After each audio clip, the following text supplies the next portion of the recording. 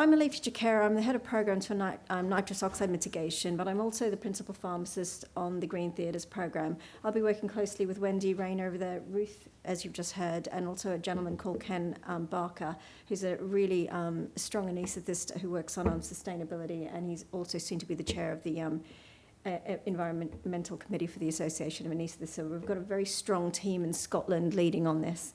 And I'm going to move on. So this is a lovely image of a theatre. It never looks like that. I can tell you I've never been in a theatre that looks like that. But we're really looking forward to this programme. And it's, anyway, the whole point is that we know that our climate's warming, and we need to get on. The IPCC report was very clear. If we don't act now, we lose that window to contain our temperature to below 1.5 degrees and to create a viable future for all of us on this planet. Okay, so we know that we're huge emitters. The NHS, roughly, this is an estimate, is about 578 megatons of carbon emissions a year, which is really, really nasty. And it's sort of around, we take about 5% of Scotland's carbon footprint is that. So that sort of rivals the aviation industry, so we're pretty toxic. There are high emission clinical pathways. We know, renal medicine is one huge emission pathway. We actually now have a renal fellow in place. That's a story for another day. And also respiratory medicine, and we have work undergoing in that area as well. What I'm going to talk to you today is about theatres and anaesthetics, which is a big carbon footprint area. Okay, let's move on. So when we talk about theatres, I'm a pharmacist. I'm not a surgeon. I'm not an anaesthetist, just to be clear. And on ODP, I was the theatres and anaesthetics pharmacist for NHS Lothian, and I led on sustainability there, and that pulled me into this post in Scottish Government.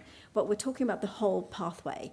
So it could be, when we talk about perioperative, it could be, so it starts even before the patient gets seen. So for those of you who don't know, so it could be that a patient's overweight, about to have some orthosurgery on their knee, and to mitigate that risk of surgery, we will prescribe weight loss, yeah, and that will lend to the intraoperative procedure. That will go better, but also post-operatively the healing will go better. But also that's a huge reduction in carbon emissions just by getting the preoperative stage right. Okay. I'm not going to spend too much time on that picture, as nice as it is. I sort of had to think about our approach. I sort of brainstormed with Ken. We are just beginning this process. I would like to have begun it 6 months ago, but we're beginning. We're at the beginning of all of this. So we're keen to apply quality, what I call quality and implementation science methodologies, so rigorous. So looking at what's working, testing change, and rolling that through. I think it's also really important as we make those changes, we look at those changes and see what the impact of those changes are on policy as we move through things. We're also keen on developing infrastructure that allows for a circular economy. Wendy's been pulled in on that. I'm actually speaking in the afternoon. I won't steal her thunder. I certainly can't steal her thunder because I don't know anything. I can't do that. That's impossible. But anyway, so we need to also develop that ethos, but also the infrastructure. So that's another issue. We need to work towards our procurement decisions to include sustainability metrics. We have some tools in place, but we need to mature on that. And also we need to work towards assessing our interventions differently. So at the moment, many of you will know the QALY and the DALI. You'll be familiar with those terms. But what none of them do is introduce a sustainability variable. Okay, so let's move on. So there's just some structure to our thinking. So in terms of grassroots changes, we have a number of agitators in in terms of green theatres and especially in anaesthesia. Tom Pearce is the godfather of green anaesthesia in this country. Some of you will know his name, and he spent a lot of time educating anaesthetists to make those changes to become a little bit greener. Sharon Flegger, again, Scottish own, born in England, I think. So, but another Scottish pharmacist, public health consultant who's been looking at ecotoxicity, really great work, and I've got her contact at the back of the slide. Lothian, my work led on the Nitrous Oxide project. Again, this broke the back of Nitrous Oxide. We were going nowhere with that carbon footprint, but suddenly we have a roadmap to really flatten Nitrous Oxide emissions, which is the bulk of the anaesthetic footprint, gas footprint. We've got the great project in NHS Highland, which I'll chat to you about. Ken Barker, Ruth, and John Burnside, great people. And we have CAG, which is the environmental network in Scotland, and they're great. They have WhatsApp, they have a Teams page, and they really, that spread and scale mentality where they do a test of change and share it, that they've been doing that. So that's why I think Scotland is doing really well on that front. Now, Ken Barker sent me the slide. Anaesthetists, are they sinners or saints? He sent it to me. I don't think that's it. I think that was possibly true only 4 or 5 years ago. That's a really good slide. There are only 0.0002% of the population, but their anaesthetic gas footprint is 0.12% of the population, which is a lot, really. So let's think about this a bit more. I'm not going to spend too much time on this slide. I just want to point out, around 2016, we knew that, this is in terms of an operating theatre, if you look at the intraoperative period, anaesthetic gases were half the carbon footprint. This is about 6 years ago. That's changed a lot now, and we can see that desflurane has 2,500 roughly the GWP of carbon dioxide. And I'm interested, obviously, my baby's nitrous oxide is roughly 300 times the global warming potential of carbon dioxide. So these are nasty gases, okay? Now, Ken's kindly sent me this slide, which I think always makes me laugh, but this was him in 2016. So if he delivered an anaesthesia over 8 hours, it was roughly 4,500 kilometres in an average car. Today, it's 20 kilometres for the same anaesthetic. So there's stuff we can do, and there's stuff that is happening. So we're already on that journey. So anaesthetic gases, we weren't even talking about them. Next year, this will be a boring, dead conversation. We'll be talking about this. This will be in the history books. Oh, do you remember when they did that? Anyway, so this just shows the cost savings of, this is a great graph. We've got this, I've got a similar graph for Lothian, and I've got a similar graph but I like this one. It's prettier than mine, to be honest with you. But essentially, sustainability saves you money. So desflurane, you need 3.5 times more des to anaesthetise the same batch of patients that you do SIVO. It's a no-brainer. Why are you using it?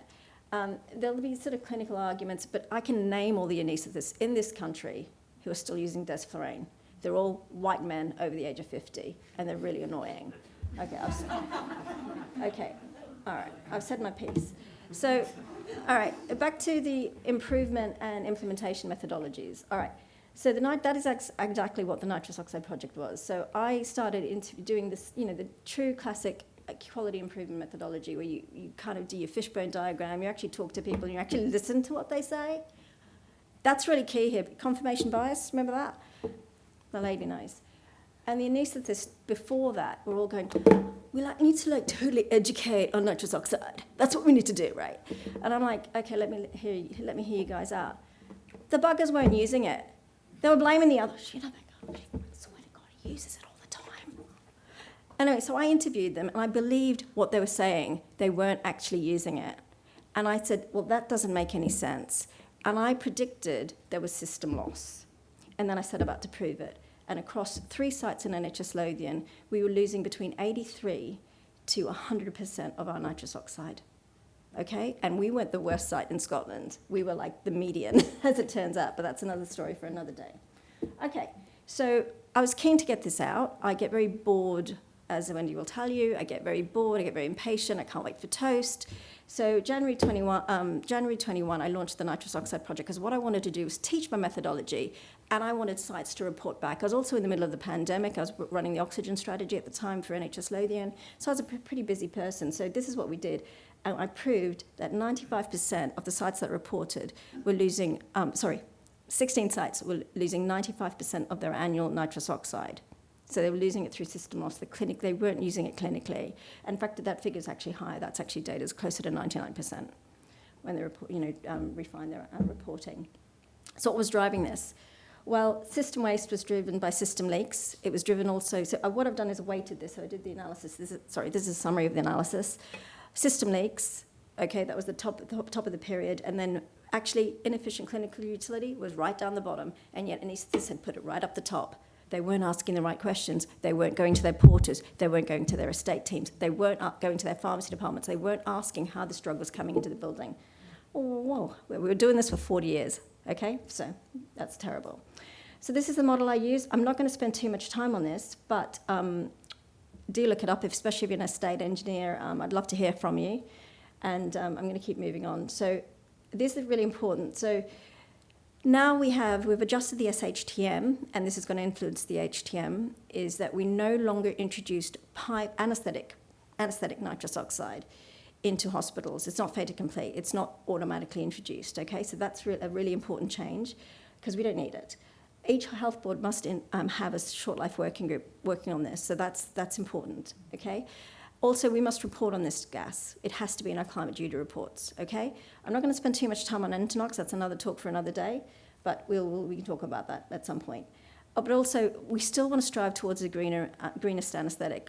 Ken has shown it's possible, but there's also more that can be done. All right, so let's move on. So let's look at this figure. I'm going to focus on the first two columns more. So this is the volatile. I want you to look at the volatiles. So see that drop, 6,309. These are 2 pre-pandemic years. This is really significant. I've done some projection, and actually, I know that the figure for volatiles will actually be closer to about just the same amount as 2020, 21. Sorry, I haven't got a pointer. That'll be good. The nitrous oxide figure for 2021 that we're only focusing at the moment on anesthetic nitrous oxide, but we know we've gone down from about 9,000 tonnes to just shy to 6,000 tonnes. So we've already dropped because we've been decommissioning manifolds, and that's going to go down further as the project accelerates. So that's great. Okay, so what does this all mean? So this suddenly means that we're not doing what we thought we were doing. So it means that the infrastructure that we've had supporting nitrous oxide is under question. So we need to revise, so we're obviously assessing volatile capture technology because we're still using that. I'm not going to talk about catalytic cracking technologies. I think it's overpriced at the minute. That's another talk for another day. But I'll skip all that. But we need to assess the need for AGSS scavenging, all right? Because AGSS scavenging was put in place to not so that the anaesthetists wouldn't get anaesthetised. But we've changed our way of delivering gas now. We have closed-circuit systems. So suddenly and all of these things bring efficiencies. Okay, move on. All right, this is a long list. I'm not going to speak about all of them, but these are the hit list. This is stuff we know that brings efficiencies, brings down energy savings, reduces our carbon in a theatre. This is in terms of structure. So this is the stuff we know that work that isn't necessarily rolled out across all theatres in Scotland. So this is what I call our hit list. This is a bit of a test of change they did again in Ragmore. It was Ragmore, yeah, Ragmore, where they looked at 88 patients and looked at sort of pre-operative video conferencing. But it's also a bargain. You save so much money, you save so much road miles, you save so much time. So we just need to think about how we do things and do them a bit differently. So that's what the Green Theatre program is really interested in. How can we shuffle things around? Okay, this is another hit list, systems and equipment. So this is stuff we know that will deliver energy savings, that will deliver carbon emissions. I'm not going to go through all of these because we don't have time. But Ruth has already been leading on a lot of these things. But so what we want to do is set up a program where we know the stuff that works, we know the stuff that delivers emission savings, let's put them out there. Okay, this is really funny. I love this one. So we know this is practices, but I mean, Highland are really sweet in how they do business. I really like how they do business. But the non-sterile glove review, oh my God, this is a bane of my life. I mean, it's not the biggest thing in waste management, but seriously, I don't know if you've gone down to M&S and somebody was fitting somebody for some clothing and the person donned a pair of gloves. I was like, what procedure are you going to do? My God, I don't want to think about it. But I mean, we go crazy, and this is a lovely post. This is, I think, did you make this poster, Ruth? This is yours. I know, but did you? It was infection control. So this is the thing. They've managed to get infection control on board. We know now. We've had the experts tell us, COVID isn't passed through foam-like. It's not. We're not going to get COVID like that. We're going to breathe it in. Yeah, it's respiratory. So this false glove use is actually an infectious control risk. We don't wash our hands. We put gloves on. We don't. Oh, it's ridiculous. Anyway, I don't want to touch our nose. Disgusting. Anyway, it's a bargain. This is a bargain. Saves us loads of money. So it's interesting. Sustainable procurement. I'm still trying to get my head around it. I call Wendy up. I don't understand. So she'll get. But anyway, we need to be more ambitious, right? So this is the UN target where they put environmental sustainability weighting in procurement decisions at around 20%. Norway have the weighting at around 30%. Pretty awesome. Now, I think at the moment we have a tool in place that's not really adapted, but I just found out yesterday that we've got a sustainability procurement person starting. So I don't know. I'm hoping that's gonna be a game changer. So that's great. Now I'll go back here. Sustainability is a bargain. It is. It's a total bargain. Just do it. It's good for the planet. It's good for the purse. Again, I'm going back to, I love this poster. I didn't make it. I'd like to claim, I think there's John Burnside and yourself, isn't it, who put this together. Very pretty poster, that's why I've put it up here. No, there's a point to this. So they got rid of desflurane, they got rid of 4.5% of their footprint for the hospital, carbon footprint for the hospital, by getting rid of desflurane. Bang! But on the next page, so all that emission savings, next page, £130,000 saved. And I did this in Lothian as well, but I didn't make a pretty poster, so I had to take theirs. All right, so health, climate, economics. Now, this is my 5 minutes. I only need 2. So health, climate, economics. HTAs traditionally make decisions using tools like QALYs and DALYs, okay? Now, when I was at uni, I was doing my postgraduate, I was trying to say, can we, introduce a sustainability variable, look at the climate effects? And they're talk to the hand. The traditional economist was like, oh, no, get away from me. Wild thing. And then a mathematician got in touch with me and said, I've seen your work. I think you can understand my paper. I've written this paper. So I'm really keen on introducing a sustainability variable into making HTA decisions. I think this is really important as we move forward.